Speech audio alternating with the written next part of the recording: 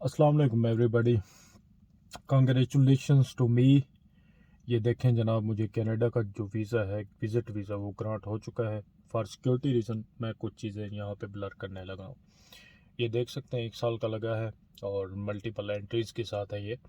और इसकी सबसे जो बड़ी वजह है 1 साल लगने की, वो ये है कि मेरा जो पासपोर्ट है वो एक्सपायर हो जाएगा तकरीबन 2024 में, 1 साल के बाद। आपको पता है कि अमेरिका या कनाडा का जो वीज़ा होता है वो सालों का लगता है, 5 साल का होता है या 10 साल का होता है। तो मेरा 1 साल का इसी वजह से लगा है क्योंकि मेरा जो पासपोर्ट है 1 साल के बाद एक्सपायर होने लगा है। तो ये इसकी कहानी कुछ इस तरह से शुरू होती है। तकरीबन 2 साल पहले मैं मतलब चाह रहा था कि मेरा बचपन का ड्रीम था कि मैं अमेरिका को देखूं काफ़ी टाइम से। वो आपको एक मूवी याद होगी, न्यूयॉर्क, जॉन अब्राहम वाली, वो मैंने देखी थी 2009 में। तो उसी टाइम से मुझे जो है ना कोई जुनून चढ़ा था कि यार न्यूयॉर्क को देखना है, न्यूयॉर्क न्यूयॉर्क या अमेरिका, एवरी टाइम। पता नहीं क्यों था, ये मुझे नहीं पता, लेकिन एनीवेज वो ड्रीम पूरा होता नज़र आ रहा है। तो ये चीज़ मैं आपको एक और दिखा दूँ। ये देखें, ये है जनाब टिकट जो मैंने बाई करा है। ये मैं जाऊँगा 29 को, ईद वाले दिन, और 14 को जो है ना मेरा रिटर्न है PIA से। ये 5,24,000 में मुझे ये टिकट पड़ा है। सबसे सस्ता और चीप है ये। वैसे डॉलर्स की वजह से जो प्राइजेज़ हैं वो बहुत ही ज़्यादा हाई हो चुकी हैं। कहानी यूँ शुरू होती है, आज से 2 साल पहले मैंने इसको अप्लाई किया था। लाहौर में एक एजेंट थी खातून, सना नाम था शायद उसका। तो वो मेरी जो है ना कंसल्ट थी, उससे मैंने अप्लाई कराया था। उस वक्त मेरा बैंक बैलेंस भी अल्हम्दुलिल्लाह बहुत ज़्यादा था, तकरीबन 60-70 लाख रुपए। तो with the passage of time कहीं मैंने इन्वेस्ट किए हैं, इसी वजह से थोड़ा सा अमाउंट अब मतलब वो नहीं रहा मेरे अकाउंट में। तो ये जब मैंने उसको अप्लाई किया था, एज ए कैजुअल मैंने अप्लाई किया था, क्योंकि मुझे पता है मैं अनमेरिड हूँ। और दूसरी बात ये है कि अमेरिका का मैंने सुना हुआ है कि वो बहुत ही ज़्यादा कम लोगों को, ख़ास तौर पे पाकिस्तानी जो पासपोर्ट है वो दुनिया का बदतरीन पासपोर्ट है। उस पर तो वीज़ा लगना मुहाल ही है। अगर 100 बंदा अप्लाई करता है तो उसमें से 10 को देते हैं, और वो भी उन लोगों को देते हैं जो शादीशुदा होते हैं या जिनका ट्रैवल हिस्ट्री बहुत स्ट्रांग होता है या जिनके पास बहुत ज़्यादा पैसा होता है, बहुत ही ज़्यादा। इवन के उनके टाइज अपनी कंट्री के साथ बहुत ही ज़्यादा होते हैं। मेरा टाइज तो था, जो सबसे जो मेरा ड्रॉबैक था वो ये था कि एक तो मैं अनमेरिड हूँ, और दूसरी बात ये है कि थोड़ा सा यंग जो पीपल होते हैं उनको नहीं देते। तो मैं भूल चुका था, 2 साल बीत गए, कोई रिप्लाई नहीं है। बिल्कुल अनहोप हो गया था कि यार मुझे कभी जो है ना वीज़ा ग्रांट होगा। उसका जो लॉगिन था GCK था, वो भी मैं भूल चुका था। मुझे तो पता ही नहीं था कि लॉगिन GCK होता क्या है। 2 साल के बाद 2023 में मार्च में मुझे जो है ना एक ईमेल आया कैनेडियन इमिग्रेशन की तरफ से, आपका एक मैसेज आया है, आप उसको जो है ना विज़िट करें। तो मैंने उसको लॉगिन करने की कोशिश की अपनी एसोसिएटेड ईमेल के साथ। तो नहीं आया, कुछ भी नहीं आया। एजेंट से रब्ता करने की कोशिश की, लेकिन वो भी पता चला कि उनकी शादी हो चुकी है और वो ये काम छोड़ के जा चुकी हैं आज से 2 साल पहले। उसको फॉरगॉट करने की कोशिश की, लेकिन लिंक नहीं हो पा रहा था अकाउंट। बहुत ही ज़्यादा परेशानी थी, और ऊपर से मैं ये सुन रहा था कि काफ़ी सारे लोगों को वीज़ा जो है ना ग्रांट कर रहा है कनाडा। तो मैंने एक एजेंट मेरे जानने वाले थे मीरपुर के, उनसे रब्ता किया कि यार अगर कोई इसका सोल्यूशन है तो प्लीज़ बताएं। उन्होंने भी अपनी तरफ से ट्राई करने की कोशिश की, लेकिन कुछ नहीं हुआ। फिर मैंने दोबारा से जो वो पुराने एजेंट थे, क्योंकि वो उनकी कंपनी थी, वो उनसे रब्ता करने की कोशिश की। वो उनके जो बॉस थे, उन्होंने मुझसे जो है ना कुछ इन्फॉर्मेशन मांगी, मैंने उनको दी, लेकिन उन्होंने भी भरपूर कोशिश की, लेकिन उनसे भी लॉगिन नहीं हुआ या कुछ भी नहीं हो सका। तो वो अपनी दुकानदारी सजाने के चक्कर में लग गए, और मुझे कहा कि जनाब आप दोबारा से री अप्लाई करें।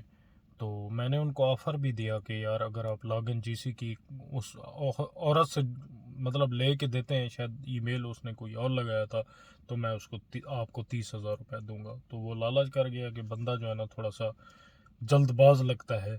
तो वो मुझे कहने लगा कि यार यहाँ पे जो है ना 10-12 लाख रुपए लगता है, और आपका डन बेस पे। एक चीज़ आपको बता दूँ, डन बेस पे कोई भी अगर आपको गारंटी दे तो वो सब फेक होता है, झूठ होता है। वो आपके पैसे ले लेगा, फिर वो नंबर ही बंद करके चले जाना है। मुझे पता लग गया कि ये बंदा लूटने के चक्कर में या फिर उसने एक और ऑप्शन दिया कि आप दोबारा रीअप्लाई करें। होपलेस हो गया। तकरीबन 2 महीने के बाद दोबारा से मुझे एक और मैसेज आया।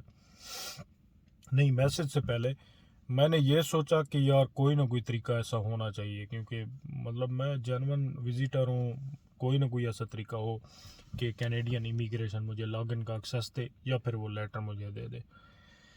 तो मेरे पास एप्लीकेशन नंबर तो था, ठीक है, वो ईमेल के साथ उन्होंने जो है ना एसोसिएट किया था, और साथ ही साथ में मैंने अपना पासपोर्ट का नंबर दिया, ठीक है, और अपनी जितनी भी डिटेल्स थे वो मैंने उनको फिलअप करके वीएफएस ग्लोबल वालों को कहा कि यार मेरा जो है ना अपना लेटर है तो वो मुझे दिलवा दें। मैं खुद बज़ाते खुद जो है ना ये आपसे बात कर रहा हूँ। तो उन्होंने मुझे एक और ईमेल दी। उन्होंने कहा कि आपका जो वीज़ा का जो प्रोसेस है वो अपना इस्लामाबाद वाले करते हैं। ये ईमेल है IRCC कनाडा की, तो आप उनसे कांटेक्ट करें। एक प्रोफेशनल सा ईमेल लिखा और उनको बताया कि जेन्युइन विजिटर हूँ, अगेन मेरा एप्लीकेशन नंबर ये है और ये मेरा पासपोर्ट नंबर है, प्लीज़ आप जो है ना मुझे मतलब जो मेरा लेटर है वो दे दें। उन्होंने कहा कि आपका यहाँ पे जो सफारत खाना है ना कनाडा का, वो प्रोसेस होता है आपके जो वीज़ाज़ वगैरह हैं दुबई में। तो ये ईमेल दे रहे हैं, यहाँ पे कांटेक्ट करें। सेम ईमेल को थोड़ा सा मज़ीद प्रोफेशनल बना के मैंने उनको मैसेज किया कि प्लीज़ आप मेरा जो लेटर है उसको दे दें, अपना पासपोर्ट नंबर, अपना एप्लीकेशन नंबर, जितनी मालूमात, मेरा फ़ोन नंबर था अपडेट कर दिए कि आप कोई और भी आइडेंटिटी मुझसे लेना चाहें तो ले सकते हैं, प्लीज़ मेरा जो लेटर है वो मुझे दे दें। उन्होंने मुझे उसी वक्त एक ईमेल की। उन्होंने कहा कि अगर 28 दिन के अंदर आपको जवाब आ जाता है कैनेडियन इमिग्रेशन ऑफिसर की तरफ से, दैट्स मीन्स कि आपको जो है ना कुछ मतलब है कि आपका सॉल्यूशन निकलने वाला है।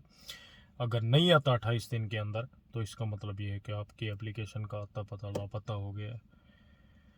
तो दोबारा से तकरीबन 5-6 दिन के बाद उनकी ईमेल आई। उसमें उन्होंने लिखा कि आपका जो वीज़ा का प्रोसेसिंग है वो अबू धाबी में पेंडिंग में है। थोड़ा सा दिल को दलासा मिला कि एटलीस्ट रिप्लाई तो आया।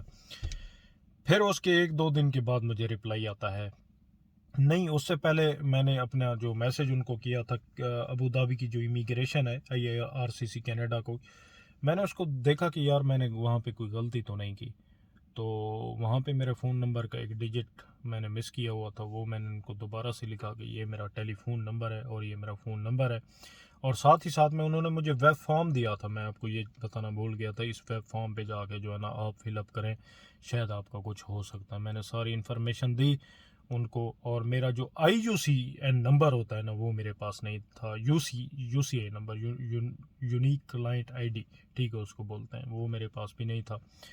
तो अगेन उसके 5-6 दिन के बाद मुझे रिप्लाई आया कि आप दोबारा से अपना जो मैसेज है अपना कनाडा का वो उसको चेक कर सकते हैं। दोबारा से लॉगिन करने की कोशिश की, वहाँ पे लॉगिन नहीं हो रहा था। अगेन परेशान हो गया कि यार ये क्या मतलब है कि माजरा है, दोबारा से लॉगिन जिसे की नहीं है, तो मतलब बिल्कुल होपलेस हो गया।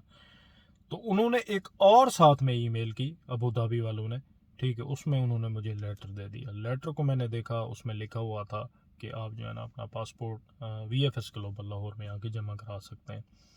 खुशी से जो है ना हाथ और टांगे मेरी कांपने लगी। मुझे यकीन नहीं आ रहा था कि यार ये मतलब कैसे उन्होंने मुझे दे दिया, क्योंकि अगर कैनेडियन इमिग्रेशन आपसे पासपोर्ट मांगती है दैट्स मीन्स कि आपका वीज़ा लग चुका है। खैर, खुशी को बर्दाश्त किया किसी ना किसी तरीके से। उसी दिन जाना चाह रहा था खुशी के मारे, लेकिन मैंने खुद को तलाशा दिया और उसके अगले दिन ही मैं भाग के चला गया, क्योंकि आपके पास 30 दिन का टाइम होता है। अगर 30 दिन के अंदर आप पासपोर्ट जमा नहीं कराते, ठीक है, तो आपका मतलब कि जो एप्लीकेशन है उसको रद्द किया जाता है। VFS ग्लोबल पहुंचा अपने लेटर के साथ, लेटर साथ ले जाना पड़ता है जो वो देते हैं अपना पासपोर्ट मांगने के दौरान। तो वो मैंने जमा कराया और उसके 5-6 दिन के बाद ये जो वीज़ा है मुझे मिल गया था, तकरीबन 1 साल के साथ, मल्टीपल एंट्रीज़ के साथ। वहाँ पे मैंने कोई मतलब है कि इलीगल स्टे नहीं करना, ठीक है, अपने टाइम के मुताबिक 15 दिन मैं लगाऊंगा, इन आउट हो के आ जाऊंगा, ठीक है, उसके बाद जो मेरा काम है वो मैं वहाँ पे करूँगा। तो कनाडा का वीज़ा लेना इस पासपोर्ट पे मेरी सबसे बड़ी जीत है। कहना तो नहीं चाहिए ये, लेकिन दुनिया का बदतरीन पासपोर्ट है दूसरे नंबर पे। उसकी वजह हम खुद, हमारे पाकिस्तानी जो कौम है वो जाते हैं और वापस ही नहीं आते। प्लीज़ पाकिस्तान का जो इमेज है उसको बहाल रखें। पहले भी जो है ना हमारी जो मतलब उम्मत मुसलमा है पूरी दुनिया में, यूरोप में या अमेरिका में, तो वो उसका इमेज बहुत ही ख़राब है। आपको बता दूं कनाडा नॉर्थ अमेरिका है और उसके जो बॉर्डर्स लगते हैं यूनाइटेड स्टेट्स ऑफ अमेरिका है, ठीक है, मेक्सिको है, अलास्का है, और साथ ही साथ में ब्राज़ील और ये जो मतलब अमेरिकन कंट्रीज़ हैं वो सारे के सारे इसको लगते हैं। खुद अमेरिका में है, अमेरिका आपको पता है कि कॉन्टिनेंट है, और उसमें कनाडा को वेलफेयर स्टेट कहा जाता है। बहुत ही ज़्यादा जो है ना वेलकम करने वाला कंट्री है, आपको वहाँ पे बहुत ही ज़्यादा इज़्ज़त मिलती है, और साथ ही साथ में वहाँ पे कमाने के भी काफ़ी ज़रा हैं अगर आप का मतलब वर्क परमिट में उसको हो जाता है तो। लेकिन मेरी रिकमेंडेशन ये है कि अगर आप विज़िट पे जाते हैं, एक दफ़ा इन आउट हों, उसके बाद लीगल तरीके से उसको वर्क में कन्वर्ट करें और वहाँ पे आप काम कर सकते हैं अगर आप टैलेंटेड हैं तो, ठीक है। तो ये मेरी एक सक्सेस स्टोरी है। और दूसरी बात ये है कि मैं सच बताऊंगा, कोई झूठ वाली बात या आपको डराने वाली बात नहीं है। जो कैनेडियन वीज़ा है ना, वो बड़ी बड़ी प्रोफाइलों के ऊपर भी रिजेक्ट हो जाता है, ये चीज़ मैं आपको बता दूं। जो लोगों की फैक्ट्री होती हैं उनको रिजेक्ट हो जाता है, लेकिन कोविड के बाद जिन लोगों ने अप्लाई किया था, मैं भी उन्हीं में से एक था, एप्लीकेशंस लाखों में थी, उनको प्रोसेस करने में उनको टाइम लग रहा था, सारों के लगा दिए उन्होंने वीज़े। उन लोगों के भी लगा दिए जो लारी अड्डे नहीं जा सकते थे, ठीक है। तो उन्हीं में से मैं भी था खुश नसीब। लेकिन ये है कि कैनेडियन ठप्पा लगना मेरी दुनिया की सबसे बड़ी जो है ना विक्ट्री है। तो इससे ये है कि दुनिया के और भी जितने कंट्रीज़ हैं वो सारे के सारे अनलॉक हो जाएंगे। इवन कि मैं यूएस से, ठीक है, भी बाद में जा सकता हूँ न्यूयॉर्क को देखना, और इस तरह से स्काई स्क्रैपर्स है न्यूयॉर्क में। कनाडा उससे भी ज़्यादा खूबसूरत है, नियाग्रा फॉल्स हो गया, सीएन टावर हो गया, ठीक है। उसके बाद रॉयल म्यूज़ियम है अपना ओंटारियो में, ठीक है। उसके बाद ओंटारियो आइलैंड है। तो इस तरह से काफ़ी सारी मशहूर प्लेसेस हैं, सीएन टावर है, टोरंटो ज़ू है, और साथ ही साथ में जनाब उसमें एक्वेरियम भी है टोरंटो में, तो वो आप विज़िट कर सकते हैं। तो इंशाल्लाह मैं जल्द ही वहाँ पे हूँगा। तो आपको काफ़ी ज़्यादा वहाँ पे यहाँ इस चैनल पे व्लॉग्स देखने को मिलेंगे, वीडियोस देखने को मिलेंगे। जितना मेरा एक्सपीरियंस है कैनेडियन कल्चर, अमेरिकन कल्चर, मैं आपके साथ शेयर करूँगा, और जल्द ही मिलते हैं आपको। अगर आप अप्लाई करना चाहते हैं तो this is the best time to apply in Canada, और अगर आपका लक हुआ तो आपको मिल जाएगा। Canadian visa is awesome. उसको अगर मिल जाता है तो आपको एडवांस में कंग्रेचुलेशंस। एनीवेज मुझे तो मिल चुका है, कंग्रेचुलेशंस टू मी। लेकिन ये चीज़ मैं आपको बता दूं, प्लीज़ ये कमेंट मत करना कि कैसे अप्लाई करना है, क्या उसका प्रोसीजर है। यूट्यूब भरा पड़ा है, मैं ना ही कोई कंसल्ट हूँ, ठीक है, कोई आपको अप्लाई नहीं करवा सकता। जस्ट अपना एक्सपीरियंस आपके साथ शेयर करने लगा हूँ। Thank you.